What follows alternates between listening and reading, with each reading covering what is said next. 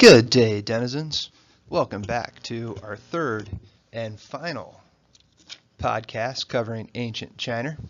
Last time we met, I guess over the voice waves, airwaves, we talked about the Han under Wu Di and the development of the Han Dynasty. We talked about how the Han facilitated the Silk Road and Silk Road trade, connecting them all the way over even with the Roman Empire. And we compared and contrasted the Han and Roman empires. Today, by finishing up, we talk about some bureaucracy, we talk about the Han Golden Age, and we talk about the fall, sadly, of the empire. And like we said previously, many Chinese today consider to be the greatest of the Chinese dynasties. So how exactly did the Han government work? In other words, what kind of bureaucracy did they create? When we say the term bureaucracy, we basically mean all the components of the government and the governmental system, including officials, government departments, things like this. Well, first of all, the Han government officially adopted Confucianism as opposed to the previous dynasty, which of course was legalist and brutal. The Han decided that ruling a little bit more nicely might be more efficient and, well, nice. And one of the big things that the Han government developed was the civil service examination, or really what they call the imperial examination system in China. And we're going to talk on and off about this here for a second. And then I'm going to give you a nice little detailed analysis of the civil service exam.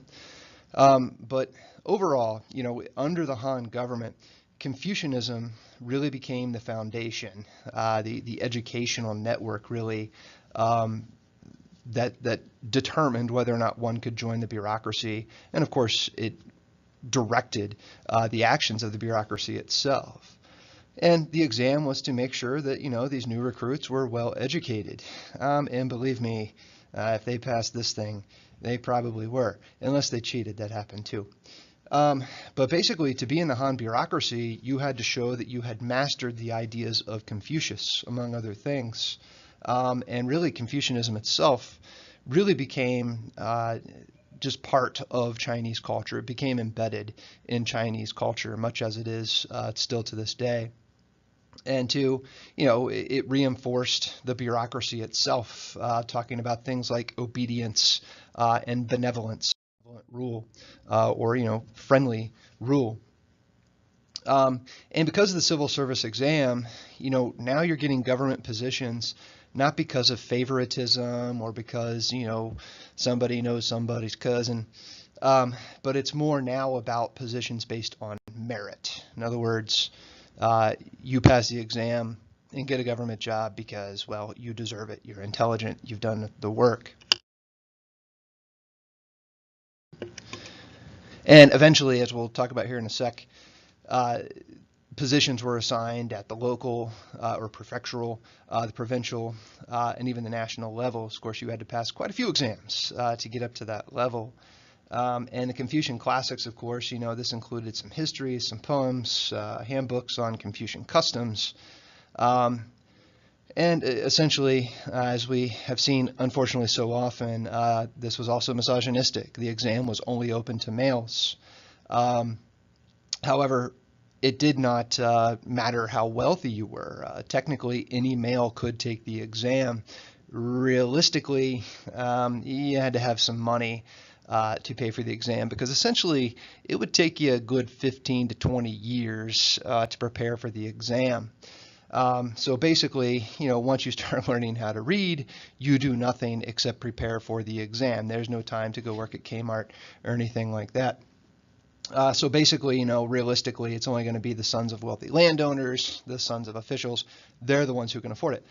Sometimes, though, you might have a distant village or some wealthy family that would actually pay for the education of a peasant boy. He seems precocious, right? So they start training this kid, having him pore over Confucian texts and learn his poetry. And the idea is that maybe this kid, by the time he's 20, goes in, takes the exam, passes, and gets a good government job. And then, of course, by doing that, maybe he can then run through the government you know, legislation legislation that favors that province or that local village and help those people out. But let's talk about this exam. This is some crazy stuff. This exam ends up lasting for about 2,000 years. They finally stopped giving this exam in the early 1900s from the dynastic standpoint. And you know, the big thing here, obviously women could not take the exam, but you had men completely trained in Confucian thought at all government levels. And this Confucian influence is going to survive, you know, all the way, well, really to today, but especially within the government itself into the start of the 20th century before we, of course, get communism. But anyway, I'd like to digress for a second and just talk about this exam. If you're bored to death by this, that's fine. You can actually tune out. You don't have to know this per se, but isn't it fascinating? So here you go. So the Chinese civil service exams at first covered two major fields: classical works of Confucian philosophy, such as the Analects, and classical Chinese poetry. Test takers would be required to write essays discussing Confucian philosophy and show that they were masters of, you know, classical Confucian texts and be able to compose poetry. Later, the Chinese imperial exams are broken into three parts. History, where the exam taker would talk about the merits of historical actions. Public policy, where the exam taker would discuss current events and essentially play advisor to the government. And classics, where exam takers would talk about classical works in philosophy. The result of the civil service exams was that the imperial Chinese government was run by a group of what we call scholar officials or scholar bureaucrats that were well versed in, well, classical philosophy and poetry. But to say that the guidelines were highly specific is quite an understatement. To pass the exams required no less than complete rote memorization of the 4 books and 5 classics of Confucian philosophy. Quotations from the classics were, of course, a necessary part of the format of these essays. These too had to be done from memory and verbatim, in other words, word for word. The quote-unquote easiest type of questions were on the lower levels of the examination, where you had fill in the blank. That is, a passage could be selected at random from any of the 9 works, but with the middle section left out. Candidates would have to write from memory the exact passage as it appeared in the original work. Needless to say, a single error or omission, you fail. I mean, it's only 20 years of studying though, right? Each candidate arrived at the examination compound. Basically, they would have this, basically a large field with these almost like cinder block carrels, where basically you would have a wood plank to sit upon, a wood plank to write upon, and a wood shelf in there. And you would sit out there for about 3 days and 2 nights. No breaks, come on. And basically you were allowed to have a few amenities. You could bring in a water pitcher. They would let you drink water, that's not bad. A chamber pot, yeah. Bedding and food, which you had to prepare yourself. You of course would bring your, your ink and ink stone, the little bowl in which you crush up your ink for your pen, and brushes. And guards would verify your identity and search for any hidden printed materials, though people still snuck them in. We'll talk about that here in a second. In the Ming and Qing periods, each exam taker spent 3 days and 2 nights writing so-called 8-legged essays, which were these literary compositions with 8 distinct sections, in a tiny room with a makeshift bed, desk, and bench. There were no interruptions during those 3 days, nor were candidates allowed any communication at all. Oh, and if a candidate died, well, officials would come around, wrap his body in a straw mat, and toss him over the high walls that ring the compound. Nice guys. As for the grading, it was essentially similar to essay contests like we see today. Graders would recopy the essays in their own handwriting to prevent bias. Yeah, right. And hand it to a third person to be checked. The winning essays had to be insightful, stylistically pleasing, and representative of a deep and broad knowledge of the classics. Original thought was not a priority. There would be no independent thought processes. Due to the incredibly high stakes and very low rates of success, talk about 1% or so, cheating was widespread despite strict countermeasures. The most common form was sneaking in cheat sheets with important sections from the classics. In some cases, candidates allegedly hired goldsmiths to reproduce the entire works in very small writing on thin sheets of gold that could be rolled up inside a wooden pen holder. Another form of cheating was simply bribing the exam officials. This could be arranged by sneaking in code words as markers at certain points to identify the essay to the corrupt official, at which point it could be bumped up in rank or switched to a better one. And yes, I'm still talking about the exam, so if you've tuned back in after tuning out, tune back out for just a second, unless this is interesting, and it is. The great Neo-Confucian scholar Chu Ci, who was around in the 12th century, he went on to combine 4 Confucian texts to form 4 books, which in the 12th century were added to the curriculum for the imperial exams. These included the Analects or sayings of Confucius, the Doctrine of the Mean, the Great Learning, and the Book of Mencius. In 1315, the Ming Dynasty accepted Zhu's interpretation of Confucianism as orthodox. It divided the exam system into 3 levels. Candidates who passed the examinations administered at the prefectural level, or really local level, like a town or city, were allowed to take the provincial examinations, after which they could accept low government positions or take the metropolitan examinations. Those who succeeded in passing the provincial and metropolitan were assigned ranks by an examination administered by the imperial palace. The elite were appointed the Hanlin, Forest of Writing Brushes, Academy, and became major advisors to the emperor. The examinations at the provincial level and above were given every 3 years, and fewer than 1% of the candidates passed them.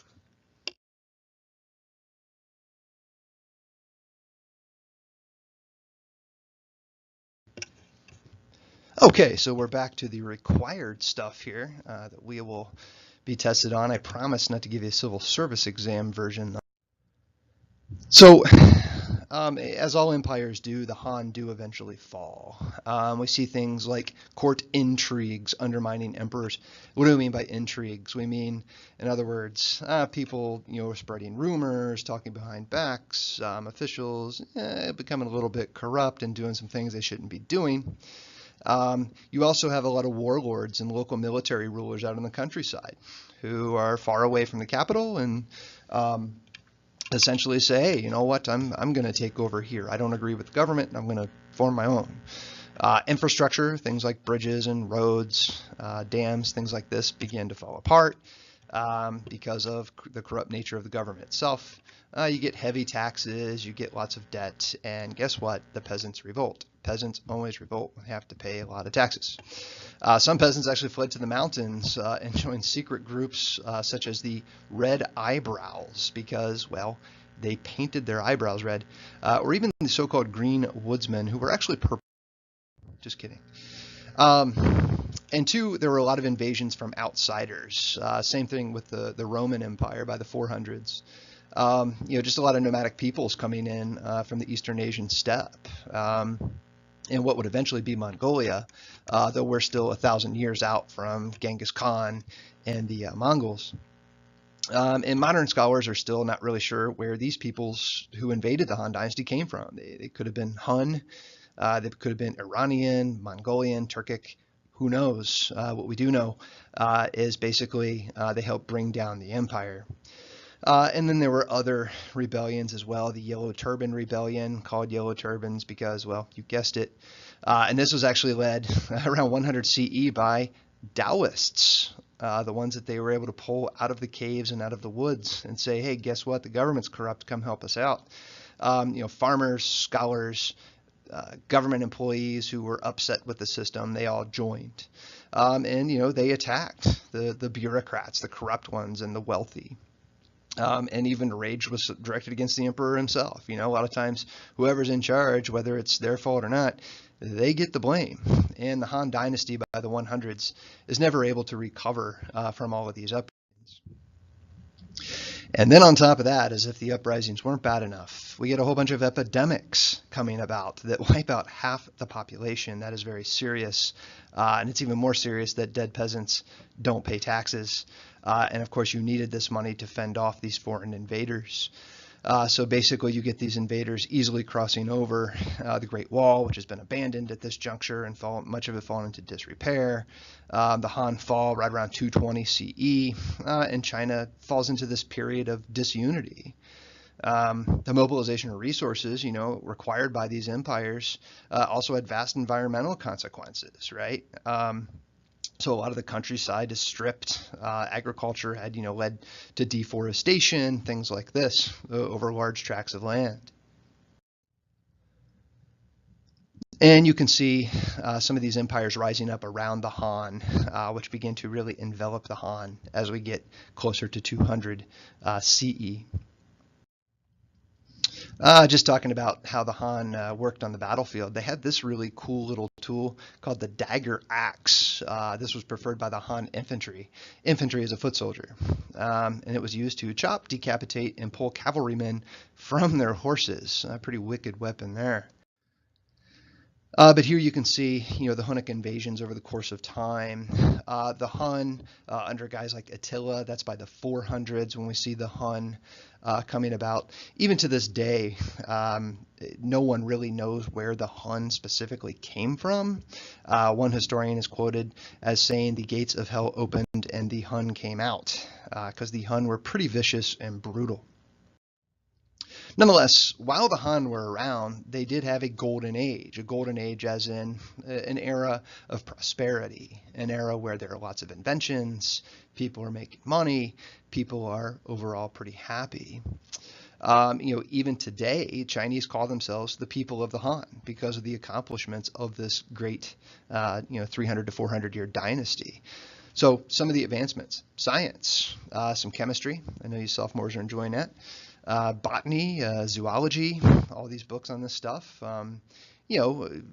More techniques for measuring the movement of stars and planets, which helped with, maintaining a calendar for harvest, things like that. A guy even invented a simple seismograph that you see pictured here to detect and measure earthquakes. Some other big things too. One prominent philosopher, Wang Chong, disagreed with the widely held belief that comets, eclipses, these types of events, universal events. It was common thinking that these were just part of heaven's anger, but he argued that, well, you know what? There's no real scientific theory to support that, and really, we shouldn't support these types of arguments unless those are supported by proof. It's interesting because we won't really see this movement by the Europeans, save of course for the ancient Greeks, but we won't see this type of thinking come around again and over in Europe really until the 14 and 1500s, well, 1600s even. Nonetheless, new medical advances. They could try to diagnose diseases, made herbal remedies, even had anesthetics, like painkillers essentially, and typically they would use like mixed wine and herbs, but also mafiosin. You got it, cannabis would also be used, and some of the technology. The biggest one, of course, is paper. The Han figure out how to make paper from wood pulp, which is essentially the method still used to this day. They created rudders for ships. Another huge one, stirrups, bronze and iron stirrups, so you could actually, stay on the horse you were riding. Fishing reels, wheelbarrows, even suspension bridges, all of these things that, the Europeans won't have for hundreds of years, all invented by the Han Dynasty in China. And two, during this golden age, obviously major advancements in the arts. Jade, which we saw was, since the ancient days, going all the way back to the Shang, was one of the most coveted elements, materials, but, carvings made out of jade, made out of ivory, ceramics as well. But another huge invention or huge work that comes out of this time is actually a book, or really more of a handbook, called Lessons for a Woman. And it was written by Banzhao right around 100 CE. And basically in this book, she, yes, a woman, wrote about proper behavior for both men and women. And she talked about, hey, radical concept, equal education for boys and girls. Finally, right? but she still stressed that women should be obedient, respectful, and submissive. So, you can see that, Banzhou here is trying to talk about getting women some rights, but you can also still see the Confucian influence where she's talking about women being obedient and submissive. And really, she's considered the first Chinese female historian.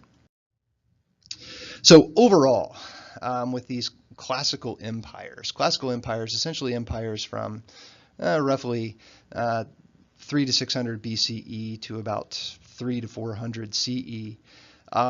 Overall, too much wealth concentration fell to the elites. This leads to social stratification, and this leads to rebellion and anger. We see invasions by outsiders, bringing down, Alexander the Great's empire, which we haven't talked about yet. Well, really more internal division too, though. Bringing down the Roman Empire and bringing down the Han. Spread of disease.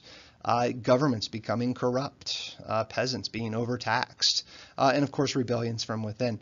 So all of these things contribute to the fall of these empires.